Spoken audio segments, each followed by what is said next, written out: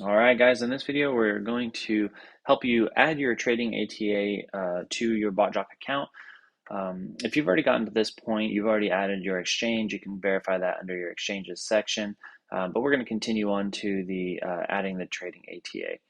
So when you go through the trading ATA section, you want to, one, make sure that your profile name matches from earlier setups, and you want to ensure that you read this thoroughly, guys. There is a lot involved with setting up the trading ATA. It's super simple. The steps become very, um, frequent. You're doing them all, quite often, right? So eventually you pick it up pretty good, but you don't want to really miss any steps in here. So I do recommend reading through this. As you come down here for this training purposes, I'm going to add a big get futures trading to the Ultron right here. You can see a couple things I want to point out when you're adding these. Each one of these is going to be the exact same thing, really, the same settings. It's just determined by volume. So you can see down here, this one is like for a smaller account, setting up around $1,000, 2,500, 5,000, and 10,000. That helps you ensure that you have enough margin to trade that. So each one is going to have a preset volume. We do this purposely because some people don't understand volume, so we wanted to kind of help you guys out a little.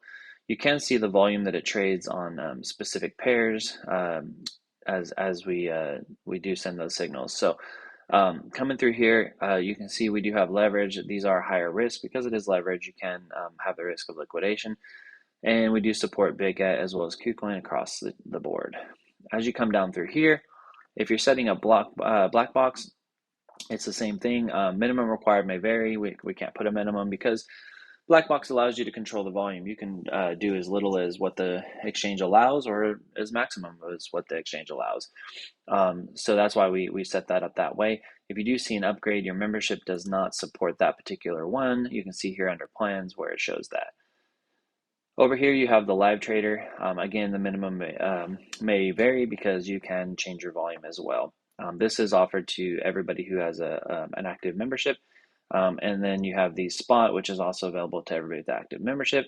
And the spot is identified as low risk, and it does support these exchanges across the board.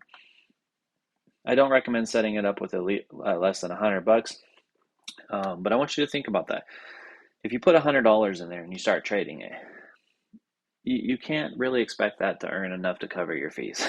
So think about that. When you're controlling volume, as you add those volume in there, that's going to make a big difference on how much you're going to earn, right? So the more you put in here, account-wise, the more volume you can trade, the more volume you can trade, the more you're going to earn. So let's go ahead and get this added in here. So I'm going to click on add. You're going to see it pop up here. We're choosing my exchange that I added, which is my futures ATA. That's what I named it. These are the pairs that it's going to trade, and it shows you the preset volumes. All I have to do is hit create ATA. We're going to go ahead and leave that sitting. Do not refresh your page. Do not get off of this page. We just want to let it create it. What the system's doing is it's going through and basically adding all of these pairs and ensuring that your connection is built in. So you can see fairly quickly.